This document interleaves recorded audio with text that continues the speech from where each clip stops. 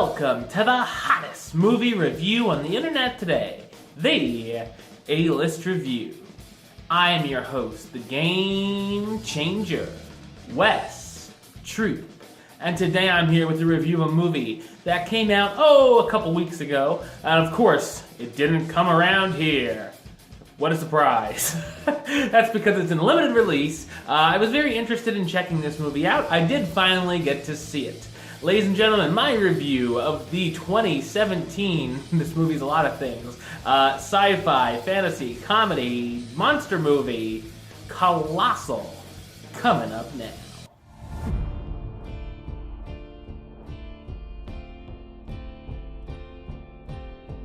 After a breakup, when her boyfriend throws her out because he can't deal with her alcoholism anymore, a struggling writer moves back to her hometown. She ends up running into her old friend from elementary school who now owns his father's bar and gives her a job as a waitress. Oddly, soon after, a humongous monster attacks a city in South Korea. When she sees the news report and sees the animal scratching its head the exact way she did earlier in the day, she has a stunning realization. After a few more tests, she figures out that she is controlling the monster. So what did I think of Colossal? I thought it's an excellent sci-fi comedy. This is a movie that's hard to put into a specific genre, as it really does have a bit of everything in it. Don't go into it expecting a Godzilla or King Kong type film, as this is a very different type of monster movie. The scenes that involve the monster in the city are awesome and look fantastic visually, and we quickly realize that real lives hang in the balance from little movements here or there that this woman makes. The story is very smart and creative, giving us some great twists and surprises I didn't see coming. I also really loved the ending. There certainly are some funny moments, and I found myself laughing out loud quite a bit throughout the film. There's also a number of more serious or even emotional scenes as well, which deal with themes such as friendship, abuse, and alcoholism. It's interesting to see the two friends start to come at odds and begin to detest each other after the bar owner becomes a massive dick toward her and have the fate of the whole city hanging in the balance.